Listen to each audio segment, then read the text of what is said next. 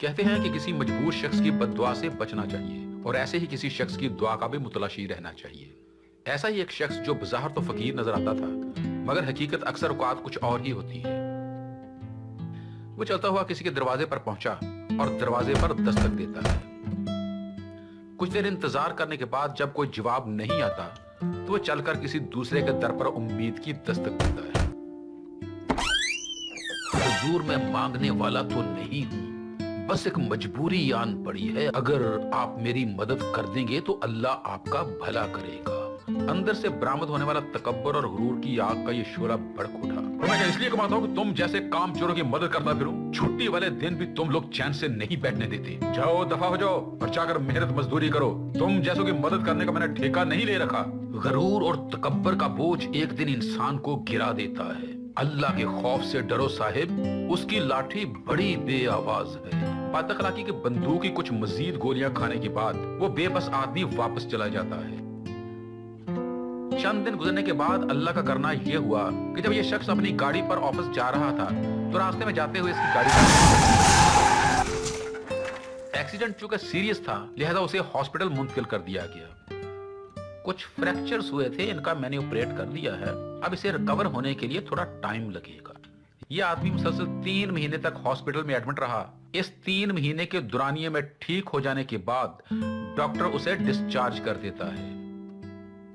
इस वाकया के काफी देर के बाद एक दिन जबकि अपने कमरे में तन्हा बैठा हुआ था तो उसके जमीर की उंगली ने उसके माजी के उस वाकया के डायल को घुमा दिया।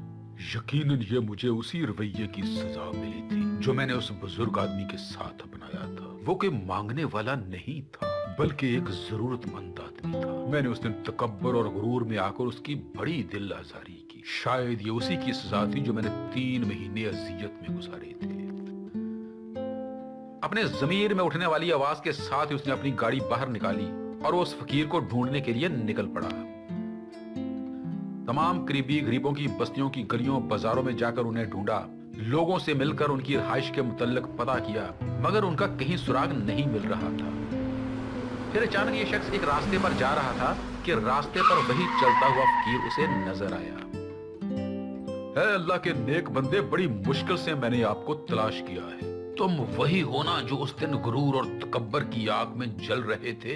हाँ, मैं वही बदबख्त आदमी हूँ जिसके तकब्बर और गुरूर ने इसकी आंखों को धुंधला दिया था। अब जब ये जैसे ही खुली हैं, आजिज़ी और इनकिसारी के साथ आपसे माफी मांगने हाजिर हो गया हूँ। देखो बच्चे, गुनाहगार वो नहीं होता जो गुनाह कर बैठता है, बल्कि वो होता है जो खताओं के दलदल में गिरा रहता है और फिर सारी जिंदगी इसी दलदल में रहने पे बजिद रहता है। जाओ, मेरे दिल में अब तुम्हारे लिए कोई गिला नहीं है। यह सुनकर उस शख्स ने उस बुजुर्ग का शुक्रिया अदा किया और महसूस किया जैसे उसके दिल से कोई बोझ सा उतर गया हो। खताओं और बदअखलाकियों का बोझ अगर जमीर पर ना हो तो जिंदगी की यह गाड़ी बड़ी रवानगी के साथ चलती है।